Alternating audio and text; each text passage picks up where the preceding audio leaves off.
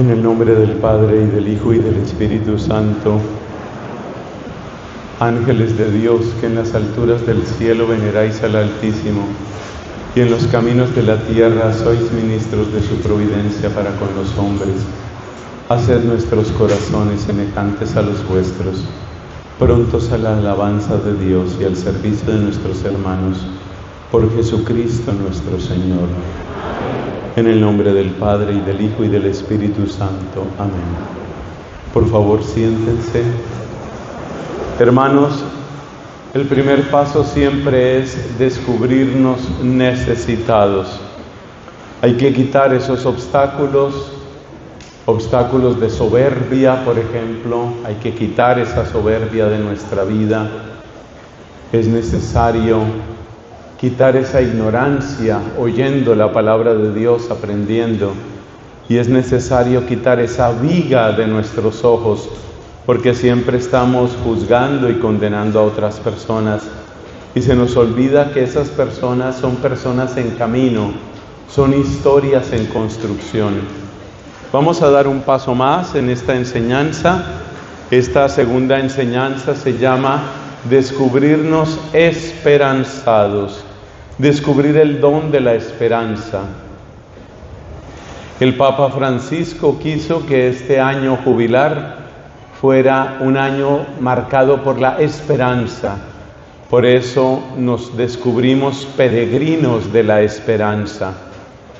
Y vamos a hablar sobre eso, cómo podemos encontrar esa esperanza. Hay un texto que está en una de las cartas de Pedro, que dice que Dios nos ha hecho nacer de nuevo para una esperanza viva. Una esperanza viva. Eso es lo propio del creyente, tiene una esperanza viva, porque hay esperanzas que son esperanzas muertas, esperanzas que no dan vida. ¿Qué es una esperanza muerta y qué es una esperanza viva? Vamos a aprender eso y pronto avanzamos con nuestro tema. Nosotros decimos que una esperanza es esperanza muerta cuando ponemos la confianza en algo que se acaba, en algo que se muere. Esa se llama esperanza muerta. Por ejemplo, si usted pone su esperanza en el dinero se acaba. O si no se acaba el dinero, pues usted sí se acaba, porque cuando usted se vaya de esta tierra, usted no va a llevarse nada de ese dinero. Los antiguos egipcios, y lo mismo sucedía en otras culturas, enterraban a sus reyes con una gran cantidad de tesoros. Les ponían vajillas muy costosas y muchas joyas, y les ponían también alimentos. Pero años después, miles de años después, cuando abrieron las pirámides, ahí estaban todas las cosas. Ahí estaba todo ese oro, ahí estaban esas joyas, ahí estaban esos platos. Había restos de comida, restos porque se había, por supuesto, perdido, se había podrido todo eso después de tantos años.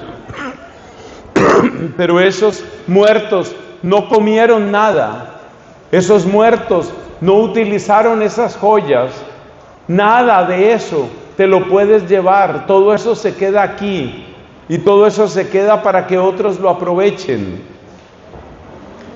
Hubo un hombre que tuvo una gran cosecha, nos cuenta Cristo, y este hombre que tuvo esa gran cosecha, no le cabía todo el trigo, no le cabía en los graneros que había construido. Entonces se dijo, eso está en el Evangelio de Lucas, ¿qué voy a hacer con toda esta cosecha? Y dijo, bueno, voy a derribar estos graneros que ya son insuficientes, voy a construir otros más grandes y voy a acumular ahí toda mi cosecha. Y cuando tenga todo acumulado voy a decirme, tengo bienes acumulados para muchos años. Acuéstate, come, bebe, disfruta, pásala bien. Hay bienes para muchos años, pero Dios le interrumpió y le dijo, hoy mismo vas a morir, lo que has acumulado, ¿para quién será? Ese es un ejercicio muy interesante para descubrir lo que es la esperanza muerta. Usted tiene que imaginarse que se ha muerto. Imagínese que usted se ha muerto. Entonces se murió. A ver, pongan cara de muertos. Está muerto. Se murió. Nunca había visto muertos tan sonrientes. No, tienen que estar serios porque se murió. No es que es cosa seria, se murió. Y ahora piense que usted está muertecita, muerta, completamente muerta.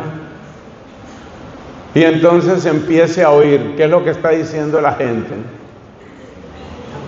De pronto algunos están diciendo, se había demorado.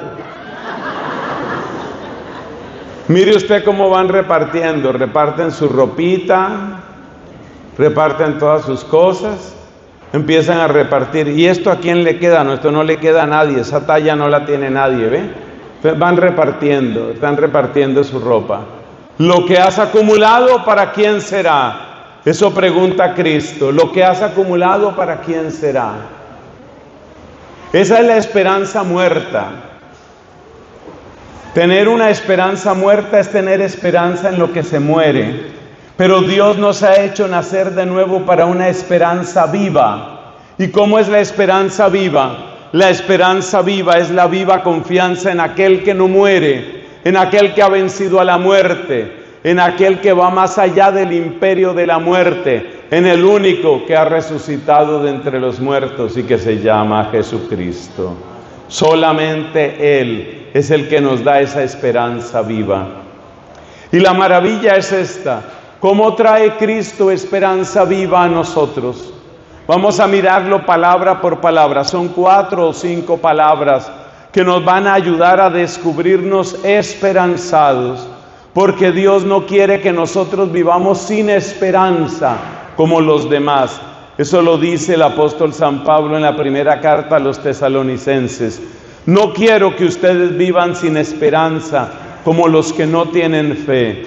Yo quiero que ustedes tengan esperanza, dice San Pablo, primera carta a los tesalonicenses. ¿En qué capítulo, en qué versículo? Usted lo descubrirá. En el descanso, antes de pasar a la comida, usted tiene que resolver todas esas citas bíblicas. Si no las encuentra, lo mejor es que no almuerce. Usted encuentre esas citas bíblicas. Dice San Pablo en la primera carta a los tesalonicenses: no queremos que ustedes vivan sin esperanza. Y hay personas que viven sin esperanza, pero como uno no puede vivir sin esperanza, la persona que pierde la esperanza es una persona que pierde el propósito para vivir. Eso es muy grave. La esperanza corresponde a esta pregunta: ¿para qué? ¿Para qué estoy en esta tierra? ¿Para qué me levanto cada mañana? ¿Para qué me esfuerzo? Esas son las preguntas a las que responde el don de la esperanza. Estamos llamados a la esperanza. San Pablo nos dice, y yo lo repito, no quiero que vivan sin esperanza. Y San Pedro nos dice, el Señor nos ha hecho nacer de nuevo para una esperanza viva. Y ya vimos cuál es la diferencia entre la esperanza viva y la esperanza muerta. Si usted pone toda su esperanza en su aspecto físico porque usted dice, soy muy bonito, soy muy guapa, qué hermosa soy, qué bonito soy, eso también se acaba. También se acaba la belleza, se acaba la juventud, se acaba la fuerza, se acaba el dinero. San Pablo nos dice en 1 Corintios capítulo 7, lo que se ve de este mundo se termina, la presentación de este mundo se termina. Si tú pones tu esperanza en las cosas que se terminan, terminas precisamente cuando terminan esas cosas. Pero nosotros hemos nacido una esperanza viva y tenemos que descubrirnos esperanzados. Y para eso tenemos al Señor Jesucristo. En Lucas capítulo 4 encontramos que Cristo nos habla de esta manera. Cristo tomó un texto del Antiguo Testamento, un texto del profeta Isaías, y leyó este texto. Eso se encuentra en Lucas capítulo 4, a partir del versículo 16, pero no piense que porque le estoy dando el versículo le voy a dar los demás versículos. La palabra que cita Cristo es: el Espíritu del Señor está sobre mí, porque me ha ungido para dar la buena noticia a los pobres, para anunciar la liberación a los cautivos, para dar la vista a los ciegos y a los cautivos la libertad, para anunciar el año de gracia del Señor. Esas preciosas palabras que son de Isaías las cita nuestro Señor Jesucristo en Lucas capítulo 4 versículo 16 y siguientes. Y en esos versículos Cristo está como levantando la bandera de la esperanza, porque dice: el Espíritu del Señor está sobre mí porque me ha ungido para dar la buena noticia a los pobres. Si tú sientes que estás escaso de alegría, estás escaso de salud, estás escaso de fortaleza, estás escaso de paz, si tú sientes que tu cuenta está muy bajita y eres pobre, pero yo no voy a hablar aquí solamente de la cuenta del dinero. A veces el dinero no es lo más grave. Cada uno de nosotros tiene muchas cuentas. Está la cuenta del banco, pero está también otras cuentas. ¿Cómo estás de alegría? ¿Cómo estás de paz? ¿Cómo estás de esperanza? Muchas veces, aunque el dinero esté en el banco, la tristeza está en el corazón. Y aunque el dinero esté en el banco, la paz no llega a tu alma. Y aunque el dinero esté en el banco, la alegría huyó de tu rostro. Estás pobre, pero Cristo dice: el Espíritu del Señor me ha ungido para dar una buena noticia a los pobres. Y tal vez tú tendrías que levantar la mano como la levanto yo y decir: estoy pobre de alegría, estoy pobre de paz, estoy pobre de amor, estoy pobre de ánimo. ¿Cómo te sientes? Me siento desanimado. ¿Cómo te sientes? Me siento cansado. ¿Cómo te sientes? Me siento frustrado. ¿Por qué te sientes frustrado? Porque yo pensé que mis hijos iban a tratarme de otra manera, porque yo no sabía que mi papá tenía un secreto oscuro y que lo estaba escondiendo de nosotros. ¿Por qué te sientes frustrado? Porque yo tenía un buen amigo, pero apenas le salió un trabajo mejor y empezó a ganar buen dinero, se olvidó de los demás. Entonces, si sientes que tu cuenta está abajo, si sientes que tu saldo es muy pobre, escucha a Cristo que dice: el Espíritu del Señor está sobre mí porque me ha ungido para dar la buena noticia a los pobres, para liberar a los prisioneros. ¿Estás prisionero? Muchos de nosotros hemos vivido como prisioneros, muchos. Nos dice nuestro Señor Jesucristo en el Evangelio según San Juan: el que comete pecado es esclavo del pecado. ¿Estás viviendo como esclava? ¿Estás viviendo como esclava de un rencor? ¿Estás viviendo como esclavo de un vicio? ¿Te tiene aprisionado la pornografía?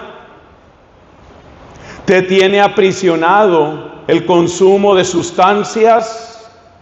¿Te tiene aprisionado el licor? ¿Te tiene aprisionado el odio? Eres un cautivo, eres un prisionero. Pero he aquí que Cristo dice: el Espíritu del Señor está sobre mí porque me ha ungido para dar la libertad a los cautivos. Cristo con esas palabras estaba levantando muy alto la bandera de la esperanza para que tú sepas a dónde tienes que ir. El mismo Cristo lo dice también en el Evangelio de Juan: cuando yo sea levantado, atraeré a todos hacia mí. Le pareció poco a Cristo levantar la bandera de su palabra. Quiso él mismo levantarse, es decir, ser levantado. Y Cristo fue levantado en la cruz. Y Cristo fue levantado en la ascensión. Y Cristo fue levantado de entre los muertos. Y Cristo levantado en la cruz, en la resurrección, en la ascensión. Cristo levantado él mismo, con su cuerpo llagado y resucitado, se ha convertido en bandera de esperanza. De manera que yo puedo mirar a Cristo. Yo puedo mirar a Cristo y puedo encontrar en Cristo mi esperanza. Puedo mirar a Cristo y decir: mi vida tiene un propósito. Puedo mirar a Cristo y tener una esperanza viva. es decir, una esperanza que no se muere. Porque otras cosas me podrán quitar, pero a Cristo no me lo pueden quitar. Lo dice San Pablo en Romanos capítulo 8. ¿Quién nos separará del amor de Cristo? ¿La muerte? ¿La peste? ¿La desnudez? ¿La espada? Nada puede separarnos de Cristo. Por eso esa es una esperanza viva. Nos pueden quitar y nos van a quitar muchas cosas. Un día llegará a tu vida un ladrón, una ladrona que se llama la muerte y te va a robar todo. Te va a quitar todo, toda tu ropita, todo tu dinero, todas tus cositas, todo te lo va a quitar. Y así como saliste del vientre de tu madre, así tendrás que volver al vientre de la tierra. Lo dice Job: desnudo salí del vientre de mi madre y desnudo volveré a ella. Todo te lo van a quitar, todo.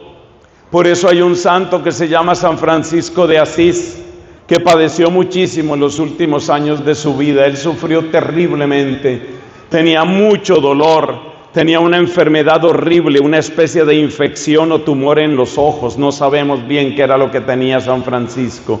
Él sufrió muchísimo. Además, él tenía estigmas en sus manos, él tenía las huellas del crucificado, tenía heridas en las manos y en el costado y en los pies.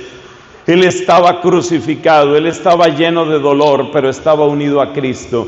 Cuando llegó la hora de su muerte, dijo San Francisco de Asís: quítenme todo. Lo dejaron prácticamente desnudo. Él no quiso tener ni siquiera un ataúd. Quiso que así, prácticamente desnudo, lo pusieran en la tierra desnuda, porque él sabía que todo tenía que dejarlo. Pero se cumple en San Francisco de Asís y se cumplen todos los santos. ¿Quién nos separará del amor de Cristo? Nada nos puede separar. Me pueden quitar hasta la ropa, me pueden quitar la salud, me pueden quitar los amigos, me pueden quitar todo, pero no me pueden separar de Él. A Juan el Bautista le quitaron todo. Le quitaron la posibilidad de predicar, le quitaron la libertad, le quitaron los discípulos. Lo encerraron en una cárcel fría y un día bajó un verdugo con una espada, porque por orden de una muchachita, por orden de una bailarina, le iban a cortar la cabeza. Y Juan Bautista sabía que así como había perdido todas las demás cosas, porque le habían quitado la dignidad, la libertad, los discípulos, el ministerio, ahora le iban a quitar la vida. Y Juan Bautista sabía lo que estaba pasando. Él inclinó su cabeza, ya estaba lista la bandeja donde iban a llevar su cabeza allá a una fiesta, porque iba a ser el adorno de la fiesta, la cabeza de Juan Bautista. Me pueden quitar todo, no me pueden quitar la unión con Cristo. Ni siquiera el que separe mi cabeza de mi cuerpo puede separarme a mí de mi cabeza, que es Cristo. Esa es la frase más dramática del día de hoy. Escríbala, por favor, porque esa frase hay que llevársela a la casa. Ni siquiera el que separe mi cabeza de mi cuerpo puede separarme de mi cabeza, que es Cristo. Terrible esa frase. Yo sé que es una frase dramática, pero hay que escribirla. Y hay que escribirla porque estamos también en tiempo de mártires. No se siente el martirio aquí, en los Estados Unidos de América, por lo menos no es tan claro, aunque me da mucho dolor que ustedes saben unos asesinatos que han sucedido. A mí me duelen mucho, cada muerte me duele mucho. Pero el tipo de martirio no ha llegado del todo aquí. Vayan ustedes y averigüen lo que está pasando en Nigeria. Averigüen lo que está pasando a los cristianos de Nigeria. Decenas y decenas y decenas de muertos. Por eso hay que escribir esa frase. Me pueden separar mi cabeza de mi cuerpo, pero ni aún así me pueden separar de mi cabeza, que es Cristo. Hay que estar unidos a Cristo. Y Cristo nos dice: el Espíritu del Señor está sobre mí, porque me ha ungido para dar la buena noticia a los pobres, para liberar a los cautivos, para dar la vista a los ciegos, porque estábamos ciegos. Esa fue la primera predicación. Estábamos ciegos. Él viene a dar la vista a los ciegos. Tenemos que decirle a Jesús, pon tus manos benditas sobre mí. Tenemos que decirle a Jesús, trae tu barro, Señor, porque Jesús hizo barro para curar al ciego de nacimiento. Trae tu barro, Señor, el barro nuevo, porque yo soy el barro viejo. Qué lindo ese pensamiento. Trae tu barro, Señor, porque tú eres el alfarero. Trae tu barro, Jesús, porque yo he dañado este barro viejo. Trae tu barro, Señor, y ponlo sobre mis ojos. Trae tu barro, Señor, y limpia mi mirada. Trae tu barro, dame vista, Señor, para verte sobre todo a ti. Hay un ciego que estaba en el camino de Jerusalén a Jericó. Él escuchó que había un barullo tremendo, un ruido muy grande, gente que se movía y preguntó, ¿qué pasa? ¿Qué pasa? ¿Qué pasa aquí? Pobrecito, estaba ciego. ¿Qué pasa? Y le respondieron, es Jesús. Es Jesús, ¿qué pasa? Es Jesús que acontece. Es Jesús que ha venido a Baltimore. Es Jesús que quiere llegar a tu casa. Es Jesús que está en San Clemente. Es Jesús que está en San Felipe Neri. Es Jesús que pasa. Y cuando él escuchó es Jesús que pasa, empezó a gritar, porque él no quería que Jesús pasara de largo. Y hoy te invito a que tú también grites y también tú le digas al Señor, Jesús, Hijo de David, ten compasión de mí. ¿Qué es lo que hay que repetir?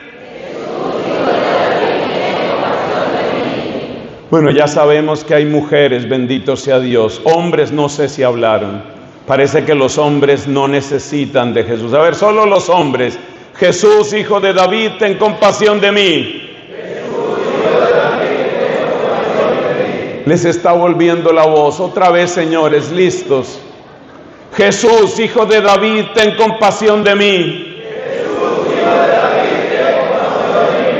Mujeres, Jesús, Hijo de David, ten compasión de mí.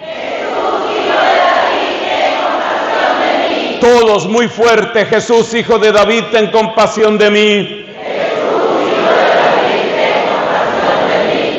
Así gritó aquel hombre, y la gente lo mandaba a callar, porque acuérdate que nosotros somos expertos en encerrar a los emproblemados en sus problemas. ¿Te acuerdas lo que dijeron los apóstoles cuando el ciego de nacimiento?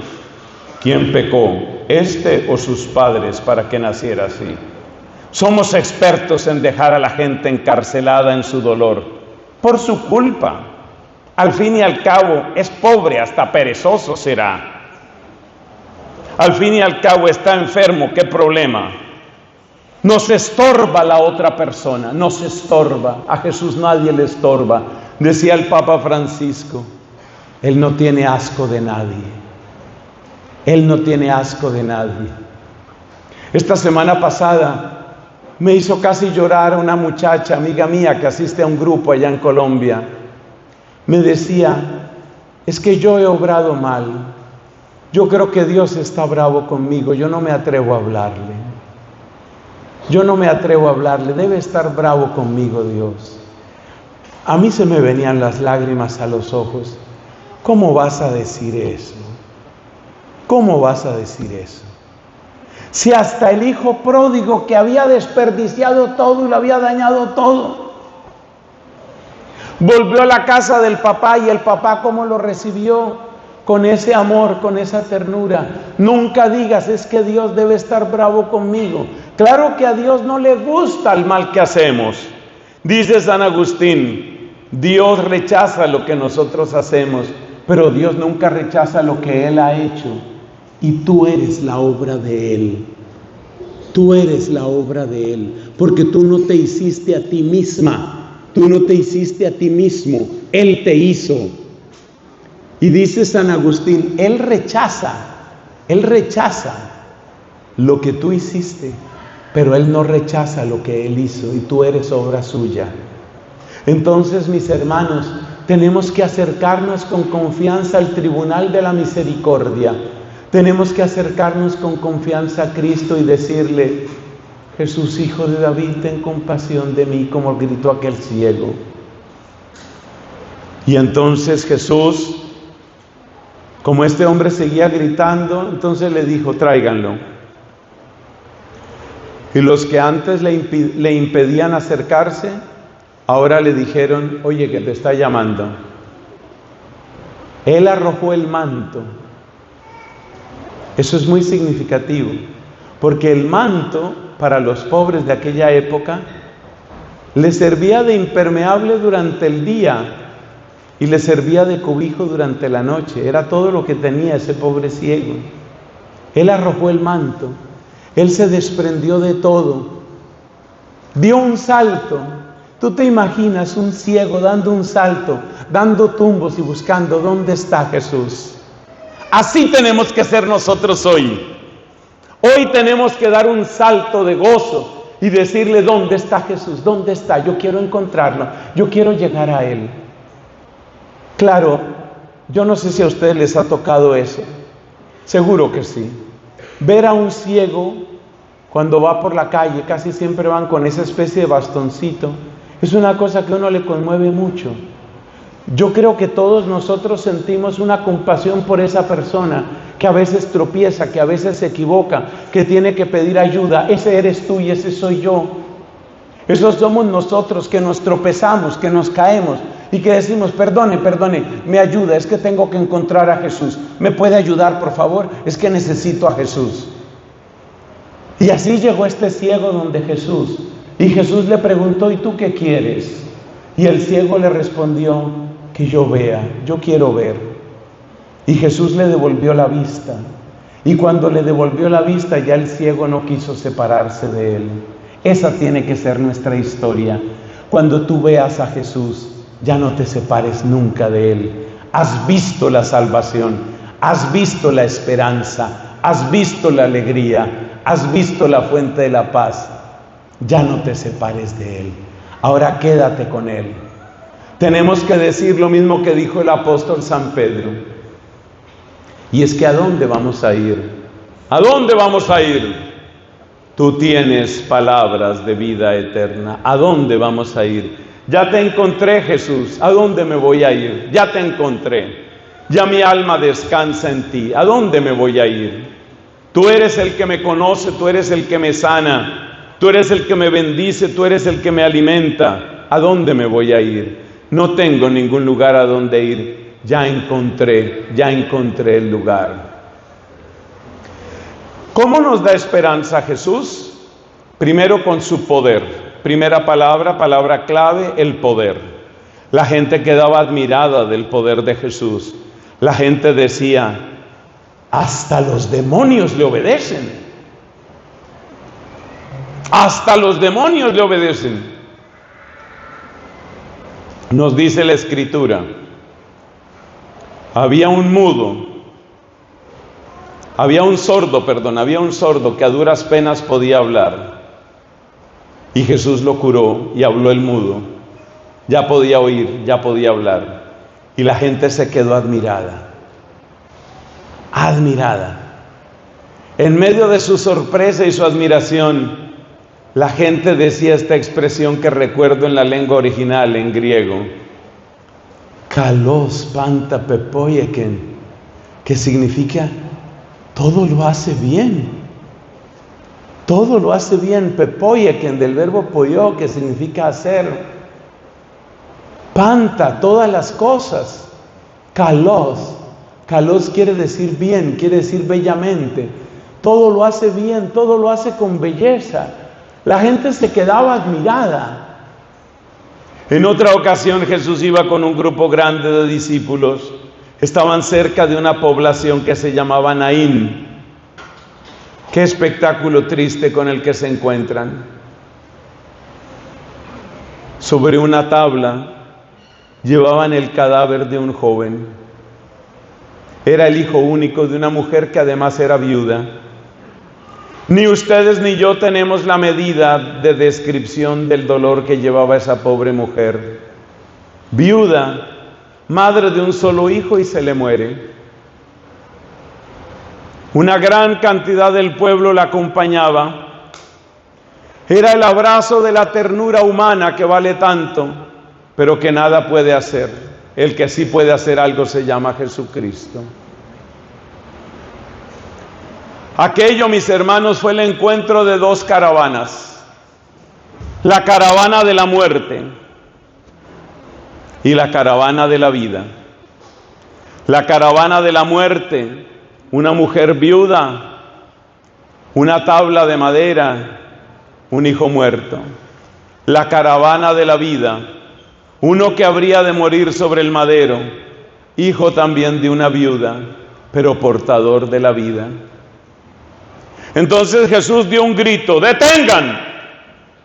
La gente se queda extrañada. ¿Quién puede detener la caravana de la muerte? Solo Jesús. ¡Detengan! ¡Paren! Se quedan asombrados, pero le hacen caso, porque la palabra de Jesús tiene poder. Jesús se da cuenta de lo que está sucediendo. El corazón compasivo de Cristo entiende lo que está pasando. Se detiene la caravana.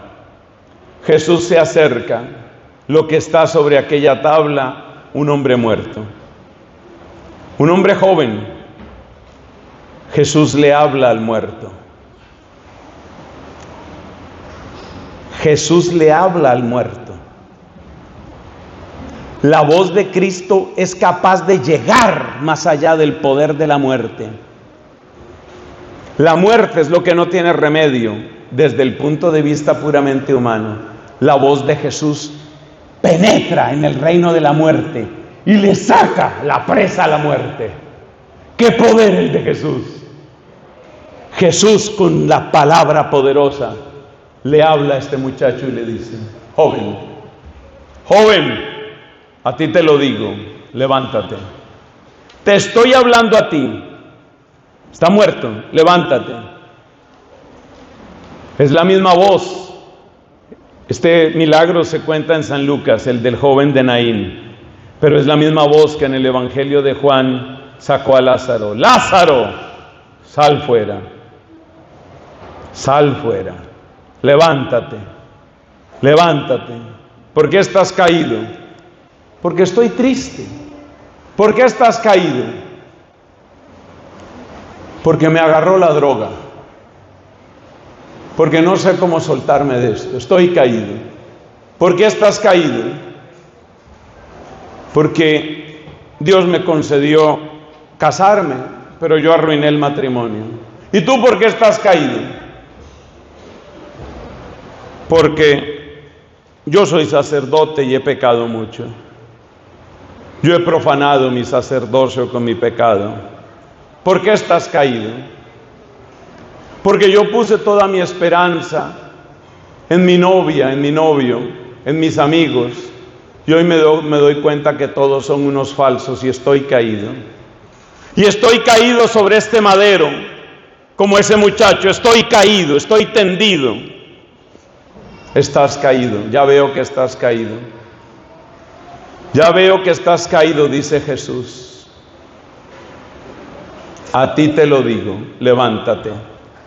Levántate de esa tristeza. Levántate de ese pecado. Levántate de ese fracaso. No te puedes imaginar, ni tú ni yo nos podemos imaginar el estupor de la gente. ¿Quién le habla a un muerto? A los muertos no se les habla, ¿para qué? ¿Quién le habla a un muerto? Jesús le habla a un muerto. La voz de Jesús es como la mano misma de Dios entrando en el dominio de las tinieblas.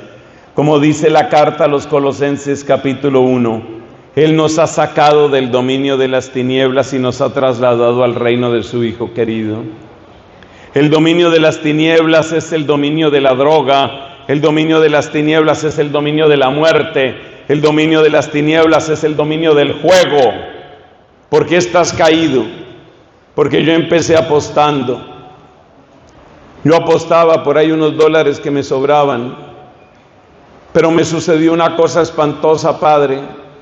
Yo empecé apostando cifras pequeñas, 20, 30, máximo 50 dólares, y me sucedió algo terrible, y le pregunto: ¿qué te sucedió? Padre, me sucedió algo terrible porque empecé a ganar. Y yo le digo: tienes razón. Lo peor que le puede suceder a un jugador es empezar por ganar. Si te hubiera ido mal, Si hubieras perdido pronto y todo, tal vez no te hubieras metido en eso. Pero parece que fue estrategia del demonio que te empezó a ir bien. Empezaste a ganar. Y eso que ganaba se convirtió en el anzuelo, y eso que ganaba se convirtió en el gancho, y te agarró el juego, te agarró el casino, te agarró. Maldito casino te agarró. Sí, Padre. Y llegué el momento en el que un día yo llevaba más de 1,000 euros y entré al casino y yo sabía que ese era el alimento de mis hijos, Padre. Y yo dije, pero si tengo un golpe de suerte y yo logro duplicar estos 1,000 euros, con unos 2,000, 2,500 que saque aquí, le ayudo también a mi mamita, que está sufriendo allá en mi país. Esto que les estoy contando es una historia que me pasó en Irlanda. Yo viví unos años allá, estaba haciendo mi doctorado. Y esto me lo contó un señor, pero él no podía parar de llorar.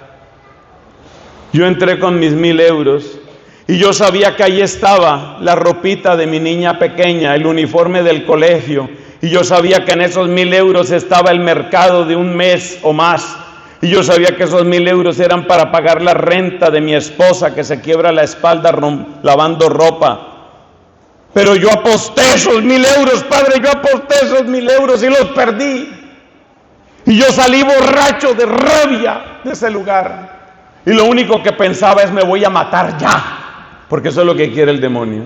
Que después de pecar te desesperes como Judas. Y yo salí a arrojármele a un bus.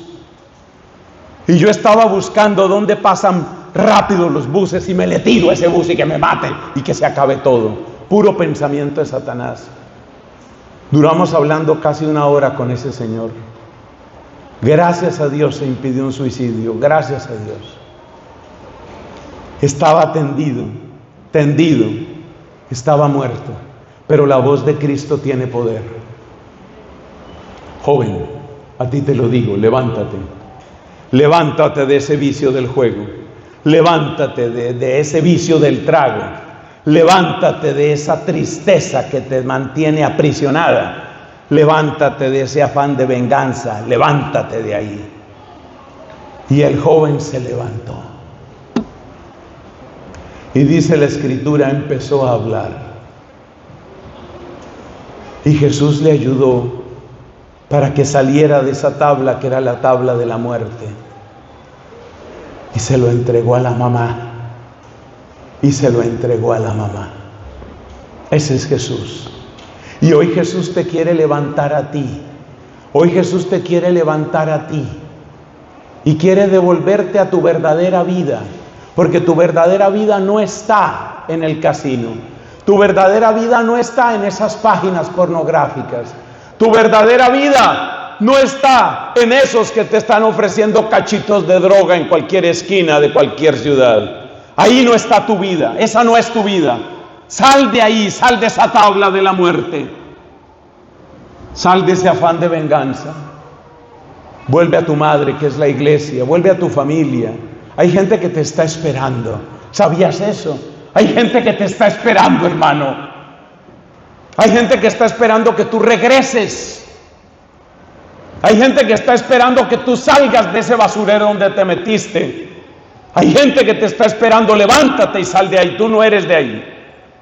Tú no eres de ahí, sal de ahí. Una vez me contó mi papá que cuando él era un muchacho, un jovencito como algunos de los que están aquí, cómo me alegra que vengan jóvenes. Y resulta que él tenía unos compañeritos en el colegio. Ni siquiera estaba en la universidad, era tiempo de colegio, y eran compañeritos de esos de traguito y de billar, el billar y el trago. Pero Dios le dio un regalo muy grande a mi papá cuando era ese muchacho. Resulta que una vez se lo llevaron, lo invitaron unos de esos amigos a uno de esos billares. Y mira este regalo tan grande que le dio Dios. Estando en ese billar, en esa época se fumaba mucho, ahora gracias a Dios tienen prohibido el cigarrillo casi en todas partes. En ese billar lleno de humo y de música ruidosa y de olor de cerveza y de groserías y obscenidades, en medio de ese ambiente, de repente vino a la cabecita de mi papá, que Dios tenga en su gloria porque ya murió hace unos años. Vino a la cabecita de mi papá esta luz. Yo no soy de aquí. Yo no soy de aquí. Yo no tengo por qué quedarme aquí. Entonces entregó su taco de billar, se despidió, lo miraron raro, se despidió, salió de ahí y nunca más volvió. Yo no soy de aquí. En ese momento, con ese joven que era mi papá, Jesús hizo lo mismo que hizo con el joven del Evangelio, lo levantó. Tú no eres de aquí, tú no eres del casino, tú no eres del prostíbulo, tú no eres de la pornografía, tú no eres del licor. Vuelve a tu mamá, vuelve a tu familia, vuelve, regresa a tu verdadera vida. Que estás jugando por allá con el amor de un poco de mujeres que lo único que quieren es tu dinero porque ninguna te ama. Deja eso, arrepiéntete y vuelve. Vuelve a tu esposa, vuelve a tu hogar, vuelve al abrazo de tus hijos. Vuelve al verdadero amor. Eso es lo que significa la mamá en esa parábola. Vuelve a tu verdadero amor, porque con mucha frecuencia las personas que mejor nos aman son las mamás. Hay mamás aquí, ¿no? Levanten la mano las mamás, por favor. Sí, señor, aplauso para ellas, aplauso.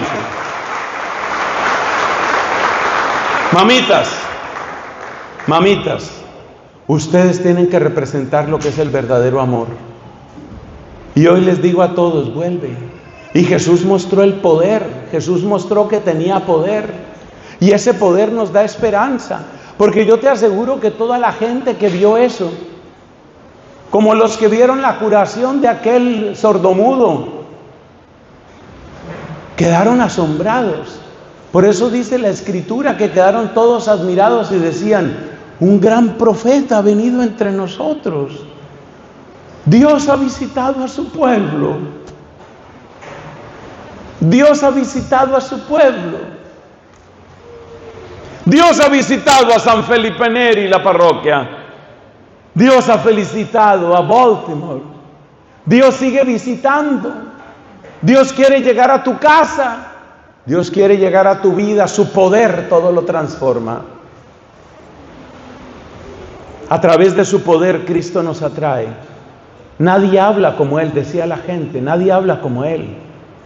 Esa manera de hablar. Una vez los sumos sacerdotes del templo de Jerusalén, que ellos administraban una policía del templo, mandaron a los policías del templo a que fueran a agarrar a Cristo. Y los policías del templo llegaron a donde estaba Cristo y Cristo estaba predicando. Le oyeron unos minutos y después se quedaron un rato escuchándolo y oyéndolo. Y se devolvieron con las manos vacías. Y los sumos sacerdotes les dijeron a los policías, ¿qué pasó? ¿Por qué no lo trajeron? Mira la respuesta. Nadie ha hablado nunca como Él. Nadie. ¿Tú te imaginas que la palabra de Cristo llegue a tu vida? ¿Tú te imaginas que la palabra de Cristo entre en tu corazón? ¿Tú te imaginas que esa palabra, que es como espada de doble filo y que llega hasta la juntura entre alma y espíritu, tú te imaginas que esa palabra llegue a tu vida? Esa palabra va a poder cambiar lo que nadie ha podido cambiar en ti. Esa fue la palabra que transformó a San Pablo de perseguidor en apóstol. Esa fue la palabra que cambió a San Agustín de arrogante en humilde y de egoísta en buen pastor. Esa fue la palabra que transformó a San Francisco de Asís, de hombre mundano, en un mendigo de Dios, il poverello, el pobrecillo, el que lo entregó todo, el que lo dio todo. El poder de la palabra de Cristo. Ese poder sigue vivo en la iglesia. Ese poder sigue vivo y ese es el poder con el que el sacerdote te dice: Dios Padre misericordioso reconcilió consigo al mundo por la muerte y resurrección de su Hijo, y envió el Espíritu Santo para remisión de los pecados. Él te concede por ministerio de la Iglesia perdón y paz. Y es Cristo quien pronuncia las siguientes palabras: yo te absuelvo de todos tus pecados.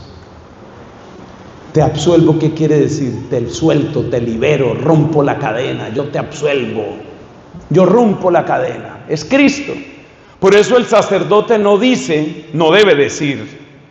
El sacerdote no dice, Cristo te absuelve de todos tus pecados. No dice eso. Dice, yo te absuelvo. ¿Yo quién? Nelson no. ¿Yo quién? Cristo. Es Cristo por boca del sacerdote que con poder te está liberando. Esa es la grandeza de la confesión. Y eso solo existe en la Iglesia Católica. Te vas para un grupito protestante porque cantan bonito, porque hablan bonito, y te pierdes de la confesión y te pierdes de la Eucaristía. ¿Cómo va a ser? No hagas ese negocio. ¿Qué negocio tan malo? Perder tanto y ganar tan poquito. El poder de Cristo nos da esperanza. Nosotros somos gente esperanzada porque conocemos el poder de Cristo.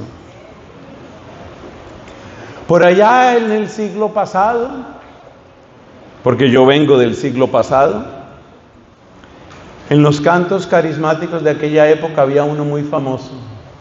Yo soy testigo del poder de Dios, por el milagro que Él ha hecho en mí. Yo era ciego y ahora veo la luz gloriosa que me dio Jesús. Fíjese que varios pudieron seguir la canción, o sea, no soy el único del siglo pasado. Yo soy testigo del poder de Dios. Y tú tienes que ser testigo del poder de Dios. Observemos lo que dice la primera carta de Juan a los jóvenes. Dice: les escribo a ustedes jóvenes porque son fuertes y han... Les escribo a ustedes jóvenes porque son fuertes y han vencido al mundo. Esos son los jóvenes que necesitamos, jóvenes que venzan al mundo. ¿Y qué es vencer al mundo? Vencer al mundo es responder, como había una campaña en mi país hace años con el tema de la droga. Oye, ¿quieres probar esto? ¿Quieres? Prefiero vivir. Eso es vencer al mundo. No me interesa eso. Ah, mira, qué sexo fácil, qué sexo casual, qué sexo poliamoroso. No me interesa, prefiero vivir. Prefiero a mi Señor Jesús. No me interesa. Eso es vencer al mundo. Dice el final del capítulo 16 de San Juan: en el mundo tendréis luchas, pero no tengáis miedo. Yo he vencido al mundo. Él es el poderoso. Amén. Él es el poderoso, Él es el que vence. Él es el que vence, y eso nos da esperanza. Había en la región de los Gerasenos, había un endemoniado. Otra versión dice que eran 2 endemoniados. Y dice la Escritura, nadie podía controlarlos, ni siquiera con cadenas. Muchas veces los habían encadenado y tanta fuerza tenían estos endemoniados que reventaban las cadenas. Nadie podía domarlos, nadie podía retenerlos. Se la pasaban gritando, hiriéndose con piedras, caminando entre sepulcros. Nadie podía controlarlos, nadie, hasta que llegó Jesús. Y entonces, si a esos endemoniados les tenía miedo la gente, esos endemoniados le tenían miedo a Jesús. Mejor dicho, no ellos, los demonios que habitaban en ellos. Liberación. Liberación. Y Jesús tiene poder, y el poder nos da esperanza. Entonces, si hay uno que me puede ayudar. Hermanos, la Escritura nos cuenta que había un papá que tenía un hijo enfermo, y además de enfermo, endemoniado. La enfermedad se parece mucho a la epilepsia, pero no era solo epilepsia lo que había. No lo puedo explicar más largo ahora. Y este hombre le dice a Jesús: mi hijo sufre mucho, Se lo he llevado a tus discípulos y no han podido hacer nada por él. Yo te digo, hermano, y por eso cito ese texto, yo te digo, tal vez tú te has decepcionado de algún sacerdote, de algún laico, tal vez te has decepcionado de la renovación carismática o de algunos líderes. Si te has decepcionado de seres humanos, que eso no te impida seguir tu camino buscando a Cristo. Porque lo bueno que tú puedas encontrar en mí, o en cualquier sacerdote, o en cualquier predicador, lo bueno viene de Cristo. Lo malo que puedes encontrar en mí, ese sí viene de mí. Pero lo bueno viene de Él. No dejes de buscarlo a Él, porque te haya decepcionado un líder, un catequista, un predicador, un sacerdote, un obispo o el papa, si fuera el caso. Que eso no te detenga, no te detenga. Tú sigue como ese papá que se decepcionó de los discípulos, pero siguió buscando a Cristo. ¿Cómo más nos devuelve la esperanza Cristo? Con su amor. Yo me estoy acordando de mi amiga querida. Es que me he portado mal, es que he hecho las cosas mal, Dios tiene que estar bravo conmigo. Pobrecita. ¿Quién de nosotros no tendría que repetir lo mismo? ¿Quién de nosotros se va a atrever a decir, yo he hecho todo bien? Ay, no digas eso, no digas bobadas. Todos tenemos que repetir lo que dice esa jovencita, es que yo he hecho cosas mal. Eso somos todos. Lo sorprendente es cuando uno se acerca a Cristo y uno descubre que Cristo, como dijo el Papa Francisco, no tiene asco de nosotros. No tiene asco. Para mí el ejemplo más impresionante es el de un leproso, porque nada producía tanto miedo, tanto rechazo y tanto asco como la lepra. En el mundo judío la lepra era como el sinónimo y la visibilización del pecado. ¿Por qué? Porque la lepra se va comiendo tu carne. Sabemos que el bacilo de Hansen, el de la lepra, ataca fundamentalmente los cartílagos, pero atacando los cartílagos destruye y desfigura a la persona, las orejas, la nariz. Es algo terrible. Hoy, por supuesto, hay buenos tratamientos. En la época de Jesús no había nada. O sea que la persona se va deformando, es como si la estuvieran mutilando de adentro hacia afuera. Muchas veces se va pudriendo su cuerpo, produce un hedor espantoso. La ley de Moisés decía que el leproso tenía que ser arrojado, expulsado de la comunidad. Pero algo tenía la palabra de Cristo. Cristo estaba predicando, esto nos lo cuenta el Evangelio según San Marcos, estaba predicando. Algo tenía esa predicación de Cristo que no era solo poder. Había un toque de ternura, había un toque de dulzura. Porque hay personas que son tan santas y como tan buenas y como tan perfectas que uno les tiene como miedo. Jesús es el santo de los santos, pero no produce miedo, no produce rechazo. Produce una cosa que solo la conoce el que la ha vivido. Como una sensación de que yo he vivido mal, lo que dijo mi amiga, yo he hecho cosas malas, pero yo no me voy a apartar de Él. Entonces la gente lo buscaba, especialmente los pecadores. Misterio de misterios mis hermanos, un hombre que es tan bueno, que es tan perfecto y que atrae a los imperfectos, un hombre que es tan santo y que atrae a los pecadores, un hombre que es tan sabio y que atrae a los que hemos sido necios. Es un misterio muy grande, pero ese es Jesús. Y si tú has entrado por el camino del bien, cuídate. No sea que tu actitud sea tan arrogante que seas contrario a Cristo, porque Cristo, siendo quien era, atraía a los malos. Siendo bueno, atraía a los malos. Siendo sabio, atraía a los necios. El amor. Cuando uno ve cómo atiende a las personas. Solo voy a recordar un pasaje del Evangelio. Estaba Jesús comiendo en casa de un fariseo, lo cual en sí mismo ya es sorprendente, porque todos sabemos la dureza con la que los fariseos trataban a Cristo y las denuncias que Cristo había hecho de los fariseos. Pero este fariseo, que se llamaba Simón, invitó a Cristo a que fuera a comer a su casa, y Cristo aceptó. Lo cual, repito, esa cosa admirable, porque después vamos a ver que se acerca una pecadora pública y empieza a llorar y a cubrir de lágrimas y besos los pies de Jesús. Pero no nos admire tanto que Jesús admita el cariño de esa pecadora, sabiendo que primero admitió la invitación de aquel fariseo.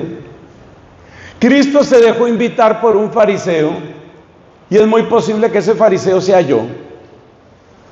Porque cada vez que hemos sido hipócritas, y cada vez que hemos sido falsos, y cada vez que estamos más ocupados en proteger nuestra imagen que en mostrar la imagen de Dios, ¿qué nombre tenemos, hermanos, sino fariseos? Ese fariseo seguro que soy yo. Y lo admirable es que Cristo recibió la invitación del fariseo. Eso a mí me admira. Cristo recibió la invitación del fariseo. Y eso me da esperanza, porque si el fariseo soy yo, y si yo invito a Cristo, Cristo va a venir. Cristo va a venir a tu casa. Si tú tienes algo de fariseo, porque eres así como un poquito falso, un poquito hipócrita, un poquito aparente. Los amigos costarricenses llaman a su país, tienen el lema de pura vida. Pero muchos de nosotros hemos sido pura mentira, es lo que hemos sido. Pero si hemos sido falsos, hay una esperanza. Voy a invitar a Jesús a mi casa. Voy a invitar a Jesús a mi casa. Y Jesús llega. Solo que aquel fariseo no tenía una intención recta, lamentablemente. Él quería tener cerca a Jesús para observarlo muy bien y para tener después algo que criticar de él. ¿Y tú crees que Jesús no se daba cuenta de eso? Jesús se daba cuenta porque lo habían invitado. O sea que Jesús, sabiendo quiénes eran los fariseos en general y sabiendo qué intención tenía ese puerco anfitrión, admitió la invitación. Él sabía cómo lo iban a escrutar, cómo lo estaban espiando, pero fue. Porque ese es Jesús, el que mete su mano en el dominio de las tinieblas para sacarnos del dominio de las tinieblas. Cristo es capaz de entrar en la basura y su mano no se ensucia. Él saca el tesoro que estaba allí. Él saca el tesoro que estaba allí. Y ese tesoro eres tú. Este tesoro eres tú. Ahí estaba Jesús, lleno de mansedumbre, lleno de paciencia. Porque ¿quién más, mis hermanos, podría repetir las palabras que solo Cristo dice? Vengan a mí, los que están cansados y están agobiados, que yo los aliviaré. Ese es Jesús. Pero es que Él lo dice no solamente con sus palabras, es que sus ojos lo dicen, su sonrisa lo dice, su abrazo lo dice. ¿Dónde puede uno experimentar ese abrazo de Jesús? En la comunidad cristiana, pero también en la soledad del sagrario. Ya les he contado que cuando yo tenía mis 16, 17, 18, yo estaba al borde del ateísmo. Nunca fui ateo por la misericordia de Dios, pero yo iba en un camino pésimo, mal. Y estando en esa vida indigna y sucia, olvidado de Dios, ya empezaban a huir de mi mente las oraciones. Ya me costaba trabajo repetir el Padre Nuestro porque nunca lo decía. Yo estaba mal. Pero en esas circunstancias, la Santísima Virgen María, valiéndose de cosas que si yo les contara no acabamos aquí, valiéndose de una estrategia digna de madre tan piadosa, me llevó a la capilla de la universidad. Y en la capilla de aquella universidad, que era la Universidad Nacional de Colombia, Bogotá, yo me sentaba frente al sagrario Yo tengo la certeza de que yo estaba viviendo muy mal. Yo tengo que decir con mucha vergüenza, yo creo que yo estaba en pecado mortal grave. Pero yo llegué allá. ¿Por qué? Porque una santa señora que se llama la Virgen María, a la que después, no ahora, le vamos a dar un tremendo aplauso, después, no ahora,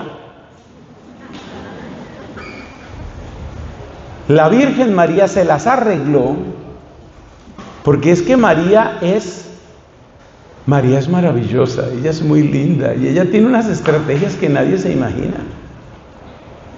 Entonces ella me llevó a la capilla y yo llegué allá a la capilla, y en la capilla, como prácticamente se me habían olvidado las oraciones y no me gustaba la oración, pero sí había algo que me gustaba de esa capilla.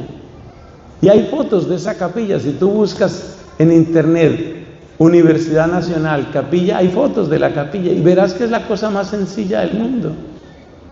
Y yo no sabía qué era lo que me atraía de la capilla, hasta que descubrí que no era lo que me atraía, era quién me estaba atrayendo. Jesús está vivo en el sagrario, hermanos, y María me llevó al sagrario, y Jesús vive en el sagrario, y en el sagrario, en el silencio santo del sagrario, Jesús nos sigue repitiendo su frase: vengan a mí, vengan a mí, vengan a mí. Y en el sagrario nos da unos abrazos. Y yo que estaba viviendo mal, y yo que estaba en pecado, y mucho me temo que yo estaba en pecado mortal, yo que estaba con semejante vida puerca, yo llegué a esa capilla y Jesús no me rechazó, Jesús me abrazó. En el silencio de su amor me abrazó, y el amor de Jesús nos devuelve la esperanza, y el amor de Jesús nos conmueve. Ver cómo Él trató a aquella pecadora que le lavó los pies con su llanto, ver cómo Jesús trató a aquellos niños que incluso los apóstoles en su impaciencia querían alejarle, ver cómo Jesús trató a la mujer adúltera, ver cómo Jesús trató a los pobres que llevaban 3 días con Él y que ya no tenían que comer, y para ellos multiplicó los panes. Verle tanto amor, y ver que nos sigue esperando, y nos sigue esperando. Y eso le conmovía a San Agustín, y por eso escribió en su libro de las Confesiones: tarde te amé. ¿Sabes qué significa tarde te amé? Significa me esperaste mucho. ¿Sabes qué significa? Te hice esperar mucho, pero gracias por haberme esperado. Te hice esperar mucho. Ese es Jesús, el que nos aguarda con amor, el que nos aguarda con misericordia. Ese es Jesús, el que tiene esa paciencia, el que tiene esa mansedumbre. Ese es Jesús. Y cuando uno se encuentra con Jesús y uno repite la frase de San Agustín, uno dice: cuánta paciencia me has tenido, cuánto amor me has tenido. Gracias por haberme esperado. Te hice esperar mucho, ¿cierto, mi Jesús? Y Jesús dice: sí, te esperé muchos años te esperé, pero yo no me iba a ir, porque tú eres mío, porque derramé mi sangre por ti. Decimos en el credo: por nosotros y por nuestra salvación bajo del cielo, por nosotros. Y San Pablo dice en Gálatas capítulo 2, me amó y se entregó por mí. Gálatas capítulo 2, me amó y se entregó por mí. El amor de Él nos conmueve, el amor de Él nos da la esperanza. El amor de Él está bien retratado en aquella consigna del hijo pródigo: me levantaré e iré a la casa de mi padre. Y le diré: Padre, pequé contra el cielo y frente a ti, ya no merezco ser llamado hijo tuyo. Trátame como a uno de tus jornaleros. Eso fue lo que pensó el hijo pródigo. Pero cuando llegó donde el papá, empezó su pequeño discurso: Padre, he pecado contra el cielo y frente a ti, ya no merezco que me llames hijo tuyo. Cuando iba a decir, trátame como a un jornalero, el papá lo calló. Ya no lo dejó hablar más. Ya no lo dejó hablar más. Lo envolvió en un abrazo que le quitó la voz. Primero lo vistió de besos y después con el mejor traje que había en la casa. Primero sujetó esas manos y después le devolvió el anillo que le daba autoridad en la casa. Hermanos, ese es el amor que engendra confianza. Ese es el amor que da esperanza. El amor que no permite que tú te maltrates. No te maltrates. Porque ese hijo pródigo quería maltratarse. ¿Cómo se iba a maltratar? Pues mira lo que dijo. ¿Qué fue lo que dijo? Trátame como a un jornalero. ¡Jornalero! Tú eres mi hijo. Jornalero no. Tú no eres mi empleado, tú eres mi hijo. No lo dejó hablar. No te maltrates, porque hay gente que se maltrata. Hay gente que se maltrata. Yo lo he visto en la confesión. ¿Y qué es maltratarse? La gente que no se perdona cosas que ha hecho. Yo no me puedo perdonar lo que yo hice. Padre, es que yo he sido muy mal papá. Yo he sido muy mal papá. Yo creo que yo le dañé la vida a mis hijos. Yo no sé qué puedo hacer por ellos. Yo tenía una sola oportunidad y la desperdicié.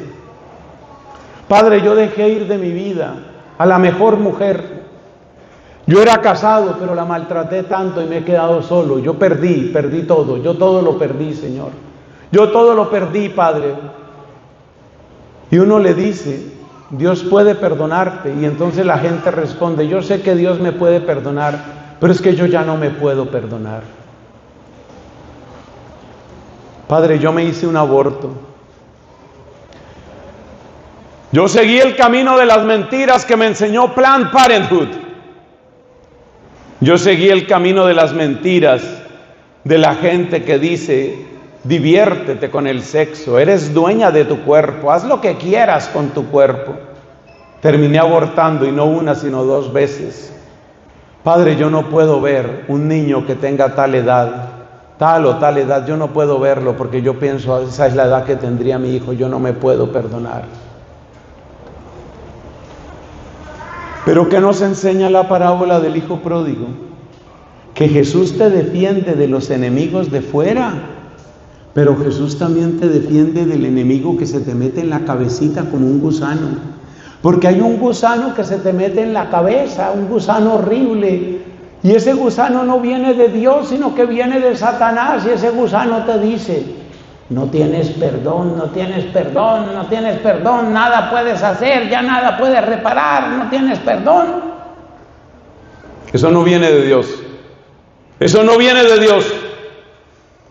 A través de su poder y a través de su amor, hay un momento en el que la gente logra perdonarse. Es una cosa maravillosa. ¿Y qué es perdonarse? Hermanos, terminamos con esto. Perdonar no es olvidar. Perdonar es aprender a recordar. Escriba eso, por favor. Sigan el ejemplo de esa señora que ahí está escribiendo. Ya va por el 2.º cuaderno. Es impresionante.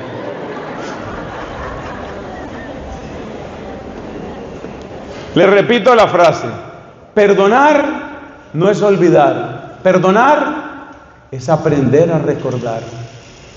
¿Y qué es aprender a recordar? Aprender a recordar quiere decir, yo sé que yo hice eso, pero eso ya no tiene poder sobre mí. Ese fue el momento en el que Dios empezó a escribir una historia nueva conmigo. ¿Y la Biblia nos habla de esto? Sí. ¿Dónde? Por ejemplo, en Juan capítulo 4. Acuérdate que había una mujer adúltera. Y esa mujer adúltera ya iba por el marido número 6. Number 6. Ya iba por el marido número 6. Ella fue a buscar agua a mediodía. ¿Por qué fue a mediodía? Porque a mediodía con ese sol no iba nadie. ¿Por qué no quería encontrarse con nadie? Porque se avergonzaba de lo que era. Ella sentía que poco a poco unas letras le aparecían aquí en la frente de lo que ella era. Unas letras que no puedo decir aquí porque me bloquean en las redes. Le iban saliendo unas letras horribles aquí. Y ella no quería que la viera nadie. Pero mira cómo termina esa historia. Cuando ya se encontró con Jesús, ella fue capaz de decir: aquí hay un hombre que me ha dicho todo lo que yo he hecho. Me ha dicho todo lo que yo he hecho. En un retiro espiritual que yo estuve, se acercó una mujer para contarme que había tenido una relación lesbiana de varios años. Y ella tenía mucha rabia porque ella pensó que en ese amor, un amor sexual con otra mujer, ella iba a encontrarlo todo. Y no solo se quedó vacía, sino que después descubrió que su supuesta pareja también la engañaba. Y finalmente se fue para estar con otra mujer todavía. Y ella se sintió usada y se sintió sucia y sintió rabia con ella misma. Y ella no podía perdonarse eso. Y entonces esta mujer, que tenía ese peso en su conciencia y que no podía perdonarse, empezó su retiro de esa manera. Oiga, es de las historias más bonitas, de las historias más bellas, ver cómo iba avanzando el retiro. Y mire, no hay cirujano que tenga esa capacidad de cambiarle el rostro a una persona como le iba cambiando el rostro a esta mujer a medida que avanzaba el retiro. Le iba cambiando la carita a ella. Al final del retiro nos pudimos dar un abrazo, un gran abrazo de paz. Qué linda, hermosa ella. Pero hermosa sobre todo su sonrisa. Ella entendió, por supuesto, que se había equivocado, que lo que hizo no estuvo bien. Nadie puede llamar bien a lo que está mal. Ella había obrado mal. Pero ella se dio cuenta que donde tú dices punto final, Cristo dice nuevo comienzo. Escriba eso, por favor. En su segundo cuaderno, tercero, escriba. Cuando tú dices punto final, Cristo dice nuevo comienzo, nuevo comienzo. Y eso fue lo que le pasó a la samaritana. Y eso fue lo que le pasó a aquella lesbiana. Es impresionante cómo ella salió de todo eso. Pero es que Dios lo hizo, yo les puedo decir como ante mis ojos, porque es Dios el que hace la obra. Es Dios el que transforma. Vamos a ponernos de pies para una oración. El poder de Dios y el amor de Dios nos devuelven la esperanza, mis hermanos. Es Dios el que hace la obra. Es Dios.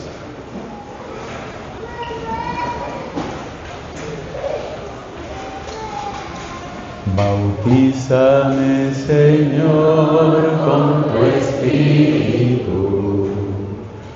Bautízame, Señor, con tu Espíritu. Bautízame, Señor, con tu Espíritu. Bautízame, Señor, con tu Espíritu. Y déjame sentir. Y déjame sentir el fuego de tu amor aquí en mi corazón, Señor. Y déjame sentir el fuego de tu amor aquí en mi corazón, Señor. Vamos a empezar ahora los hombres. Lávame, Señor, con tu Espíritu. Porque es importante que sepas que el Señor te quiere limpiar.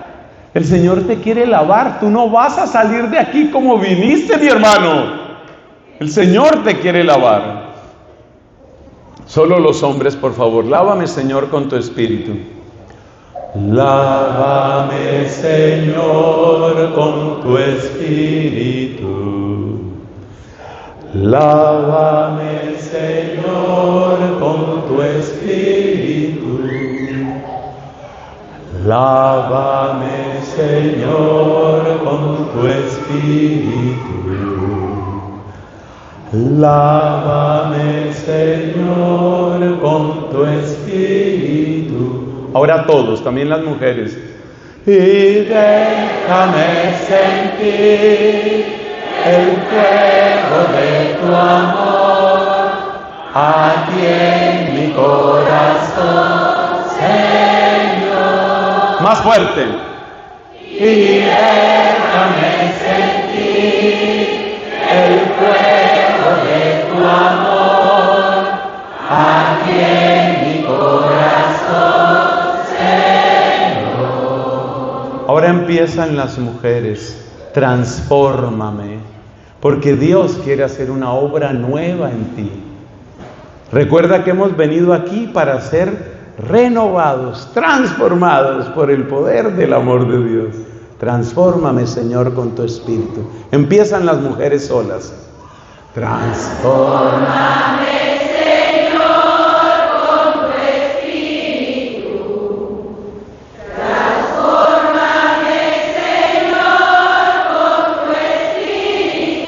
otra vez. Transfórmame, Señor, con tu Espíritu. Transfórmame, Señor, con tu Espíritu. Todos fuerte. Y déjame sentir el fuego de tu amor aquí en mi corazón, y déjame sentir el fuego de tu amor aquí en mi corazón, Señor. Hay una mujer a la que le estamos debiendo el aplauso, todavía no se lo vamos a dar, que fíjate que tanto brilló en ella la esperanza que la llamamos vida, dulzura y esperanza nuestra. Porque el que ve a María sabe que el Evangelio es posible. Vamos a decir la salve. Dios te salve, Reina y Madre, Madre de misericordia, vida, dulzura y esperanza nuestra. Dios te salve, a ti clamamos los desterrados hijos de Eva, a ti suspiramos, gimiendo y llorando en este valle de lágrimas. Ea pues, Señora, abogada nuestra, vuelve a nosotros tus ojos misericordiosos, y después de este destierro, muéstranos a Jesús, fruto bendito de tu vientre, oh clemente, oh piadosa, oh dulce siempre Virgen María.